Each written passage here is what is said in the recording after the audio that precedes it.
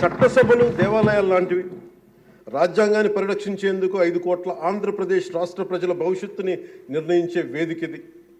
అలాంటి సభను హుందాగా నడిపించాలని కూటమి ప్రభుత్వం అధికారులకు వచ్చిన రోజు నుంచి తరచుగా చెప్తూ గౌరవ ముఖ్యమంత్రి గారు పదే పదే మా అందరికీ దిశానిర్దేశం చేస్తూ ఉంటారు. గతంలో కూడా మొదటి రోజు కూడా వారికి ఎట్లా రావాలి పెడితే లేదు మనం ఇబ్బంది పెట్టొద్దు, వాళ్ళకి 11 సీట్లు వచ్చినా కానీ పాపం వారికి ఇవ్వాల్సిన గౌరవం వాళ్ళకి ఇద్దామని చెప్పి ఏ రోజు కూడా ఇబ్బంది పెట్టి గబుక్కుని ఒక మాట అంటుంటే గౌరవ సభ్యులు కొంతమంది ఇక్కడి నుంచి అలా చెయ్యొద్దు, అలా మాట్లాడకండి అని అందరినీ చాలా సున్నితంగా మందలించారు ఆయన. ఇట్లాంటి ఉన్నప్పుడు వాళ్ళు ప్రవర్తించే విధానం చాలా చాలా బాధ అనిపించింది. మేమందరం 164 మంది సభ్యులు చాలా బాధ్యతగా వ్యవహరిస్తున్నాం అధ్యక్ష.